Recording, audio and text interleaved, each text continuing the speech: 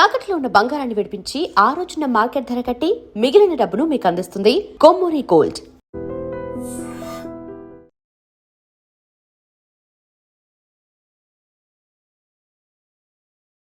Hyderabad Jubilee Hills Prashasan నగర్లో సరిగ్గా 4 రోజుల క్రితం నేపాలీ పని మనిషి ఐపీఎస్ అధికారి, రిటైర్డ్ ఐపీఎస్ అధికారి వినయ్ రంజన్ రే భార్యను చాలా దారుణంగా చంపేసి ఆ ఇంట్లో ఉన్నటువంటి డబ్బులు, బంగారం అన్నీ కూడా 2-3 బ్యాగులు సర్దేసుకుని వెళ్ళిపోయింది. ఈ విషయం మీ అందరికీ తెలిసే ఉంటుంది. ఆ పని మనిషి ఈమె నేపాలీ మహిళ, ఈమె పేరు కల్పన. ఈమెకు సహకరించిన ఇటు పక్క కనిపిస్తున్నాడు కదా వీడు, ఇంకొక 2 ఉన్నారు. చాలా చక్కగా ప్లాన్ గీసుకొని ఆ ప్లాన్ని అమలు చేసి ఇంట్లో ఉన్నటువంటి డబ్బులు మొత్తం కూడా దొంగిలించేసి రాత్రికి రాత్రి ఉడాయించారు. అయితే పోలీసులు వాళ్ళు ఇన్వెస్టిగేట్ చేస్తూ 4 రోజుల తర్వాత ఈ మహాతల్లి దొరికింది. మొత్తం పోలీసులు పట్టేసుకున్నారు. అసలు ఏం జరిగింది, ఎలా జరిగింది, వీళ్ళ వెనకాల ఎవరున్నారు, ఎవరు నడిపించారు, కథ మొత్తం కూడా అసలు గుట్టుని బయటకు లాగారు పోలీసులు. ఎందుకంటే రిటైర్డ్ ఐపీసీ అధికారి, పోలీసు ఉన్నతగా అధికారి ఇంట్లోనే దొంగతనం చేసి, ఒక మర్డర్ చేసి, ఆమెను చంపేసి మరీ డబ్బులు దొంగిలించుకొని ఒక నేపాలీ మహిళ పని మనిషి వెళ్ళిపోయిందంటే ఇది నిజంగా ఎంత సీరియస్గా తీసుకుంటారు పోలీసులు.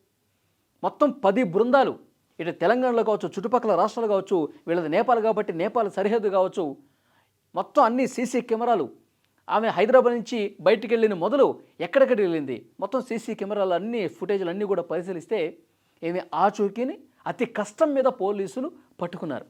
అసలు దీని వెనకాల ఎవరున్నారు, ఏం జరిగింది అంటే ఈమె దొంగతనం చేసింది కదా, దొంగతనం చేసిన తర్వాత బ్యాగులు సర్దేసుకొని ఆటోలో వెళ్ళారండి. జూబ్లీహిల్స్ చెక్ పోస్ట్ మీద నుంచి నాంపల్లికి వెళ్ళారు.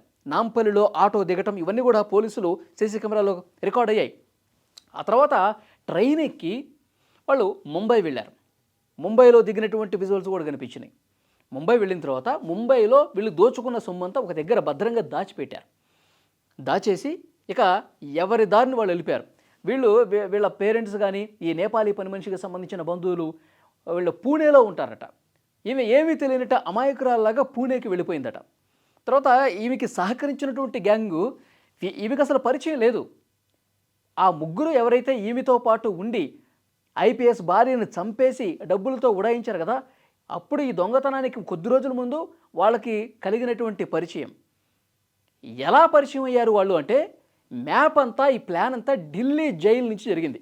అసలు మ్యాటర్ ఎక్కడి నుంచి జరిగిందంటే, పోలీసులు విచారిస్తూ కూపీ లాగుతుంటే సంచలనమైనటువంటి విషయాలు బయటకు వచ్చినాయి. ఢిల్లీలో ఉన్నటువంటి సాహు గ్యాంగ్ ఈ పథక రచన మొత్తం వేశారు. ఈ మ్యాప్ అంతా, ఈ ప్లాన్ అంతా గీసింది జైలు నుంచి. ఢిల్లీలో ఉన్నటువంటి జైలు నుంచి సాహు అండ్ గ్యాంగ్ నడిపించిన కథ ఇదంతా. యాక్చువల్గా 1 సంవత్సరం క్రితం అండి ఈమె పనిలో జాయిన్ అయింది.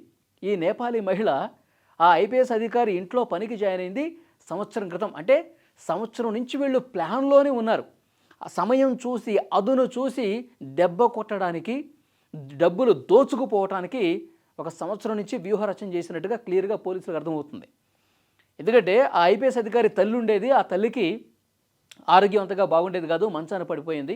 ఆమెకు సపర్యలు చేయడం కోసం ఒక పని మనిషి కావాలి కదా, ఒక మహిళ కావాలి కదా అని చెప్పి ఏమైనా పనిలో పెట్టుకున్నారు. ఏదో ఏజెన్సీ నుంచి పనిలో పెట్టుకున్నారు. పనిలో పెట్టుకున్న మొదలు ఆమె చాలా బాగా నటించింది, యాక్ట్ చేసింది. వాళ్ళ డైరెక్షన్, జైల్లో ఉన్నటువంటి వాళ్ళు చెప్పిన డైరెక్షన్ ప్రకారమే నువ్వు ఎక్కడ అనుమానం వచ్చే విధంగా ప్రయత్నం చేయకు, నువ్వు చాలా నిజాయితీగా ఉండు, మొత్తం పద్ధతిగా ఉండు, వాళ్ళు ఏది చెప్తే దానికి తల ఊపు, ఏది చెప్తే అది చేయి, చాలా నమ్మకంగా ఉండని చెప్పి ఆమె కూడా చాలా నమ్మకంగా నటిస్తూ 2 నెలల క్రితం ఐపీఎస్ అధికారి తల్లి చనిపోయింది.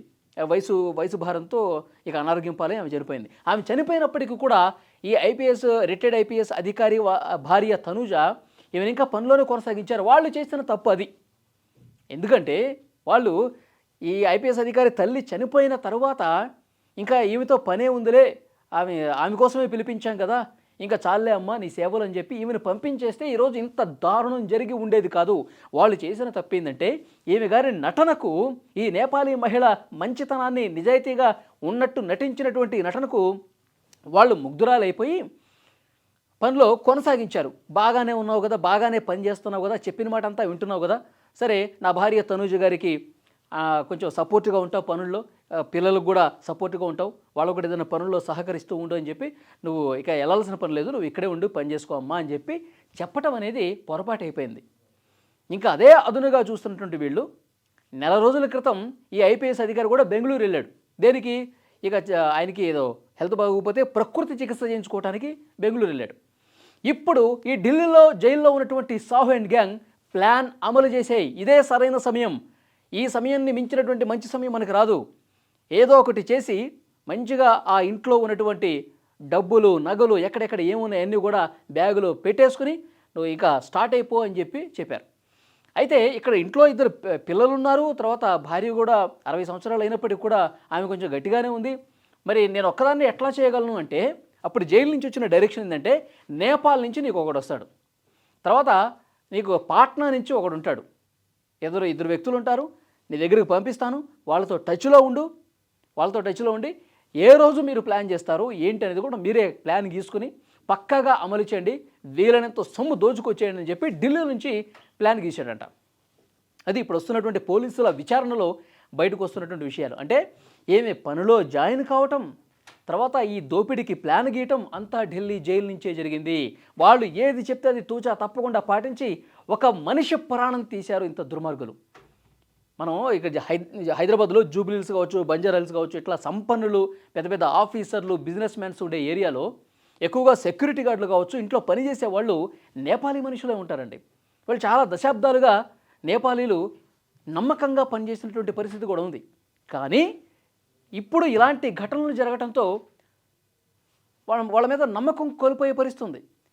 ఎవరు ఎలాంటి వాళ్ళో తెలుసుకోలేనటువంటి పరిస్థితులు కనిపిస్తున్నాయి. అందుకే మన సజ్జనార్ కూడా చెప్పారు, నేపాలీల్ని పనిలో పెట్టుకునేటప్పుడు చాలా జాగ్రత్తగా ఉండాలి, ఎవరిని పడితే వాళ్ళు పనిలో పెట్టుకుంటే మొత్తం లూటీ చేసేస్తారు, ప్రాణాలు తీయడానికి కూడా వెనకాడరు, మీరు జాగ్రత్తగా ఉండాలి ఇలాంటి వాళ్ళని పనిలో పెట్టుకున్నప్పుడు అని చెప్పి చాలా క్లియర్గా ఇండికేషన్ ఇచ్చారు.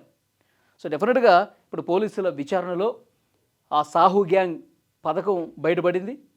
సో ఈమె పూణేలో ఉంది, దొరికింది.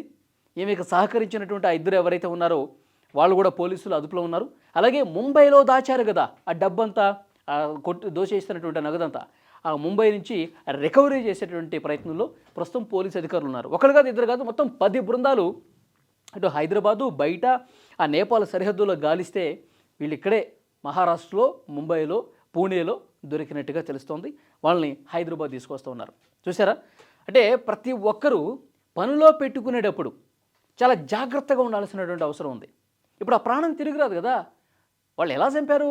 నోట్లో గుడ్డలు గుక్కి ఒక్కసారిగా ఇంట్లోకి వచ్చేసి, ముందు నుంచి వస్తే సెక్యూరిటీ వాళ్ళు ఉంటారు కదా అని చెప్పి పక్క సైడ్ నుంచి ఒక చిన్న పార్కులాగా ఉంటుంది, ఆ పార్కు నుంచి గోడ దూకి లోపలికి వచ్చి ఒక్కసారిగా బెడ్రూమ్లోకి వచ్చి కాళ్ళు చేతులు కట్టేసి నోట్లో గుడ్డలు కుక్కేసి, ఎందుకంటే ఆ గుడ్డలు నోట్లో పూర్తి కుక్కేయటం వల్ల గొంతు లోపలికి ఆ గుడ్డ పీలికలన్నీ వెళ్ళిపోయి రాత్రంతా అలాగే ఉండటం వల్ల ఊపిరాడకుండా, శ్వాస ఆడకుండా అపస్మారక స్థితిలోకి వెళ్ళిపోయి చనిపోయిందండి ఆమె.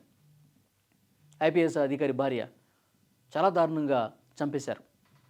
చంపి అట్నుంచి అటు వాళ్ళు డబ్బులు తీసుకుని ఉడాయించారు. కాబట్టి ఇప్పుడు అధికారులంతా ఒకటే చెప్తున్నారు, దయచేసి పనిలో పెట్టుకునే టైంలో 1-2 సార్లు ఆలోచన చేయండి.